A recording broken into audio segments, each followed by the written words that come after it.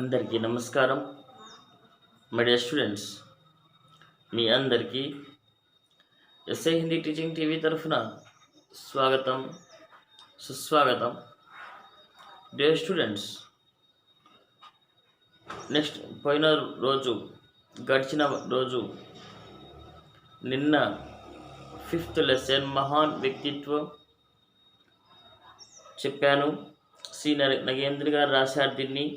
మైథిలి శరణ్ గుప్తు గారి గురించి, అదేవిధంగా రాష్ట్ర కవి గారు ఆయన వ్యక్తిత్వం గురించి చాలా చక్కగా మనం డిస్కస్ చేసుకుంటున్నాం. నేను జస్ట్ కవి పరిచయం వరకు చెప్పాను. ఈరోజు సారాంశంలోకి వెళ్దాం, జాగ్రత్తగా వినండి. महान व्यक्तित्व संस्मरणात्मक शैली में लिखा गया डॉक्टर नगेंद्र का लेख है. इस निबंध में आपने राष्ट्र कवि मैथिली शरण गुप्त के व्यक्तित्व पर प्रकाश डाला है. मैथिली शरण गुप्त जी के व्यक्तित्व की विशेषताएं निम्नलिखित है. मैथिली शरण गुप्त गारी యొక్క గొప్పతనం గురించి, మైథిలి శరణ్ గుప్తు గారి యొక్క విశిష్టతల గురించి, ఆయన వ్యక్తిత్వం గురించి చాలా చక్కగా వివరించడం జరిగింది డాక్టర్ నగేంద్ర గారు. అందులో భాగంగానే ఇవాళ ఆయన వ్యక్తిత్వం సారాంశం, ఆ లెసన్ యొక్క సారాంశంని తెలుసుకోబోతున్నాం. జాగ్రత్తగా వినండి. मैथिली शरण गुप्त के व्यक्तित्व की सबसे पहली विशेषता थी उनकी सहज आत्मीयता. यह विशेषता आपके संपर्क में आने वाले किसी भी व्यक्ति को आकृष्ट किए बिना नहीं छोड़ती थी. आपसे भेंट करने के लिए कई प्रकार के लोग आते रहते थे, जैसे साहित्यकार, राजनेता, संसद सदस्य, उद्योगपति, प्रोफेसर, छात्र, कर्मचारी, गांव के व्यापारी, किसान, साधु सन्यासी, छद्म वेश में क्रांतिकारी, वेश में क्रांतिकारी महिलाएं, बच्चे, युवा, वृद्ध आदि मैथिली शरण गुप्त के यहाँ उन आगंतुकों की छोटाई बड़ाई का माफ के लिए अवकाश ही नहीं रहता था. वे सबका समान रूप से सहज आत्मीयता के साथ स्वागत करते. आइए महाराज, अपनी बड़ी कृपा की इस सहज आत्मीयता के कारण प्रत्येक आगंतुक अलक्ष्य क्रम से उनके परिवार का अंग बन जाते थे. డియర్ స్టూడెంట్స్, మహాన్ వ్యక్తిత్వం అయినటువంటి మన మైథిలి శరణ్ గుప్తు గారి యొక్క వ్యక్తిత్వం గురించి మనం డిస్కస్ చేయడం జరిగింది.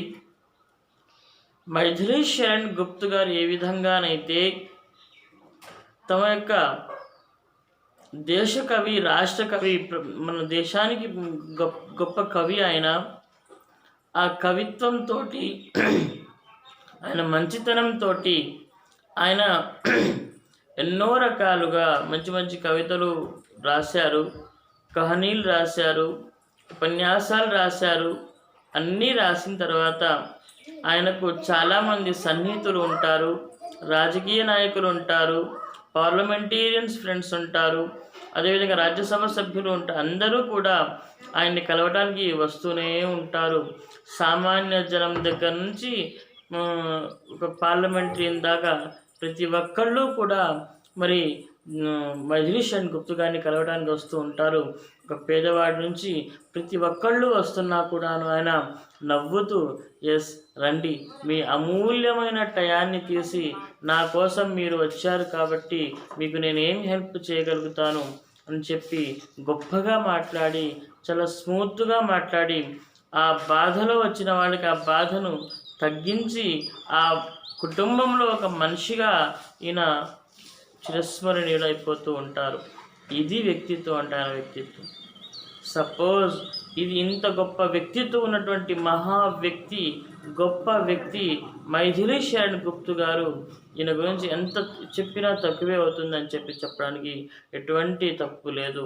అయితే ఇవాళ ప్రజెంట్ సిచ్యువేషన్స్లో భాగంగా మన ఇంటికి ఎవరైనా సరే వస్తే మనం ఎలా రిసీవ్ చేసుకుంటాం? మన ఫ్రెండ్స్ వచ్చినా సరే, మన ఫ్రెండ్స్ వచ్చినా సరే, మన చుట్టాలు వచ్చినా సరే, వేరే వాళ్ళు వచ్చినా సరే, మనం ఏ విధంగా రిసీవ్ చేసుకుంటున్నాం? వాళ్ళని ఏ విధంగా రిసీవ్ చేసుకుంటూ మనం ముందుకు వెళ్ళిపోతూ ఉన్నాం?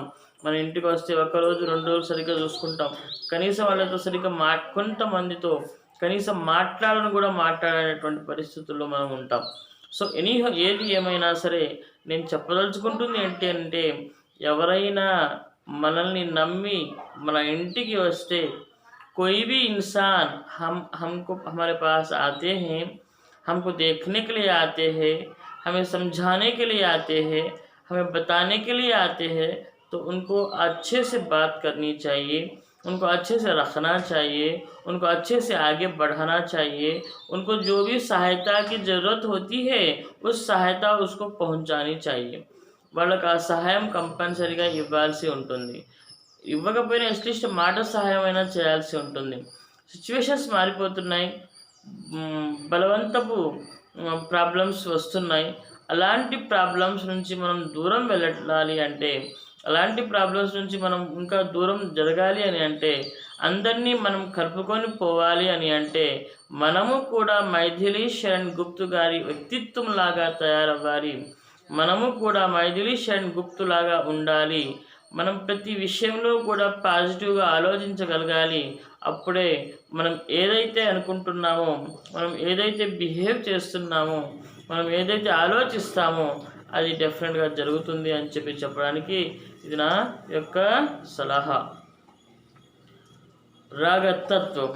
మైథిలి శరణ్ गुप्त के व्यक्तित्व में राग तत्व का प्रधान था। इसी कारण उन्होंने अपने काव्य में निवृत्ति मार्ग त्याग कर प्रवृत्ति मार्ग को अपनाया है। भोजन, वस्त्र धारण, अध्ययन आदि सभी कार्य वह प्रायः अपनी रुचि के अनुकूल ही करते थे। ఆయన మైథిలి శరణ్ గుప్తు గారు ఆయన ఎప్పుడూ కూడా త్యాగాన్ని ఎక్కువగా చేస్తూ ఉంటారు.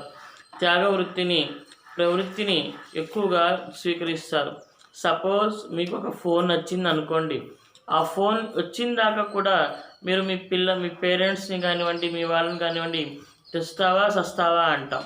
కానీ కొంతమంది బ్రదర్స్ అండ్ సిస్టర్స్ ఉంటారు, డాడీ ఇప్పుడు నాకు ఈ ఫోన్ అంత అవసరం ఏం లేదులే, వాడికి కావాలంటున్నాడు కదా వాడికి ఇచ్చేసేయి అని చెప్పి వాళ్ళు పక్కకి వెళ్ళిపోతారు. అంటే దాన్ని త్యాగ ప్రవృత్తి అంటారు. ఈ యొక్క త్యాగ ప్రవృత్తిని ఎక్కువగా అవగాహన చేసుకున్నటువంటి వ్యక్తుల్లో మెయిన్ వ్యక్తి ఎవరైనా ఉన్నారు అని అంటే ఎవరు? ఎస్, మైథిలి శరణ్ గారు అని చెప్పడం జరుగుతుంది. అయితే ఆయన భోజనం కానివ్వండి, డ్రెస్ మెయింటెనెన్స్ కానివ్వండి, చదువుడు కానివ్వండి, అదేవిధంగా అన్ని పనులు కూడాను తనకు నచ్చినటువంటి, తనకి ఇష్టమైనటువంటి వాటినే చేస్తారు. ఓకే, అదేవిధంగా अपने प्रिय व्यक्तियों से भी वे यही अपेक्षा करते थे। इस राग तत्व के प्राधान्य के कारण ही सहज, विनय, सरल, स्नेह, आत्मीयता जैसे गुण उनके व्यवहार के अनिवार्य अंग बन गए। जीवन के अंतिम चरणों में हिंदी के प्रश्न को लेकर विक्षुब्ध होना और कभी कभी अपने नज़दीक लोगों पर भड़क उठना भी यही कराया था। సాధారణంగా తన యొక్క మామూలు దృష్టి, తమ యొక్క అలవాటు ఏదైతే ఉందో ఆ అలవాటుని అందరూ కూడా అవలంబిస్తున్నారు కాబట్టి, అందరూ కూడా లైక్ చేస్తూ ఉన్నారు కాబట్టి దీన్ని ఎక్కువగా జనాలు ఆస్వాదిస్తున్నారు.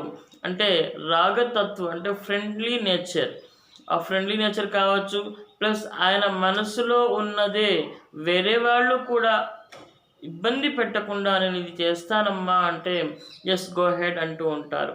అంటే ఎవరికి ఇష్టం వచ్చింది, ఎవరికి నచ్చింది వాళ్ళు అలా చేసుకుంటూ పోతే ఎప్పుడైనా సరే ఎవరు ఏమీ కూడా మనకు చేయలేరు అని చెప్పి ఈ యొక్క ఉదాహరణతో సహా నేను చెప్పదలుచుకుంటున్నాను. సో ఇంకా గొప్ప మనుషుల గురించి ఎంత చెప్పినా తక్కువే. ఇంకా ముందుకెళ్దాం. ఆయన స్వభావం ఎట్లా ఉంటుందో ఒకసారి చూడండి. राष्ट्र कवि मैथिली शरण गुप्त में पर्याप्त मात्रा में स्वाभिमान था. స్వాభిమానం ప్రతి ఒక్కరికి ఆత్మాభిమానం ఉంటుంది. ఆ ఆత్మాభిమానం అనేది మైథిలి శరణ్ గుప్తు గారికి కూడా ఎక్కువ మామూలుగా అందరిలో ఎంత ఉండాలో అంతే ఉందన్నమాట.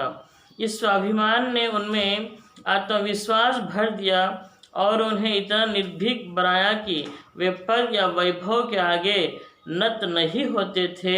हमारे प्रथम राष्ट्रपति डॉक्टर राजेंद्र प्रसाद के व्यक्तित्व के प्रति बड़ी श्रद्धा थी.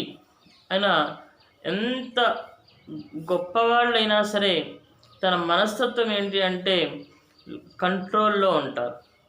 ఆయన ఎక్కువగా మన పూర్వ రాష్ట్రపతి అయినటువంటి డాక్టర్ రాజేంద్ర ప్రసాద్ గారంటే బాగా ఇష్టపడతారన్నమాట.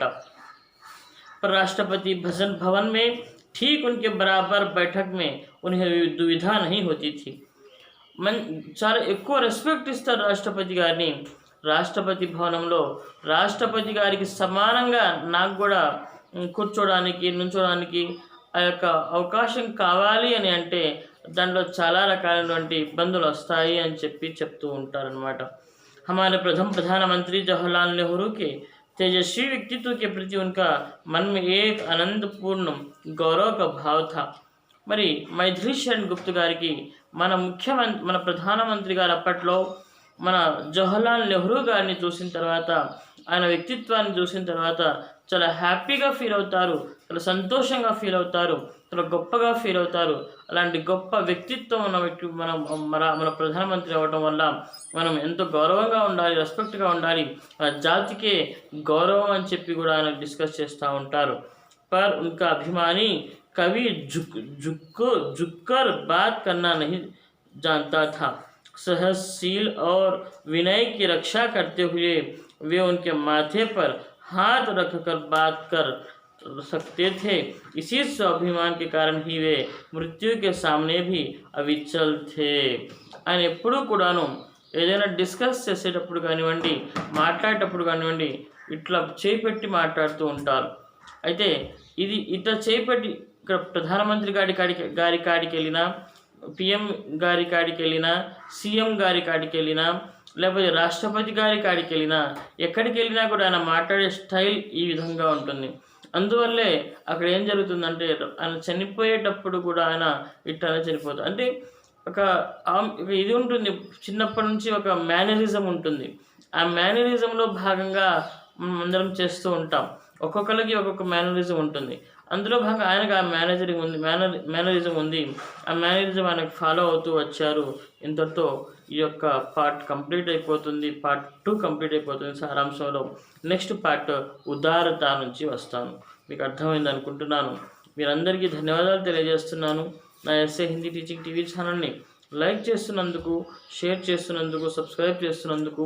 మీకు any problem, any doubts, any ఇబ్బందులు వస్తే డెఫినెట్గా నాకు వాట్సాప్ చేయొచ్చు, కాల్ చేయొచ్చు, అండ్ అదేవిధంగా కామెంట్ కూడా చేయొచ్చు. అదేవిధంగా జనాలు ఏ విధంగా అయితే ఇబ్బంది పెట్టాలని చూసినా కూడాను మనం ముందుకెళ్ళాలి. ఎవరి గురించి మనం పట్టించుకోవాల్సిన అవసరం లేదు. మన పని మనం చేసుకుంటూ పోవాలి, మన చదువు మనం చదువుకుంటూ పోవాలి, మన డ్యూటీ మనం చేసుకుంటూ పోవాలి. కుక్కలు మొరుగుతూ ఉంటాయి, కుక్కల గురించి పట్టించుకోకూడదు అని చెప్తూ మనందరికీ అల్లా దయ ఉందని చెప్పి భావిస్తూ, మా పేరెంట్స్ ఆశీర్వాదాలు ఉన్నాయని చెప్పి భావిస్తూ, మీ అందరి ప్రేమ ఉందని చెప్పి భావిస్తూ, నా ఎస్ఏ హిందీ టీచింగ్ టీవీ ఛానల్ని లైక్ చేస్తున్నందుకు, అదేవిధంగా సబ్స్క్రైబ్ చేస్తున్నందుకు, షేర్ చేస్తున్నందుకు మీ అందరికీ ధన్యవాదాలు తెలియజేస్తూ ఇంతతో ముగిస్తున్నాను. Thank you very much.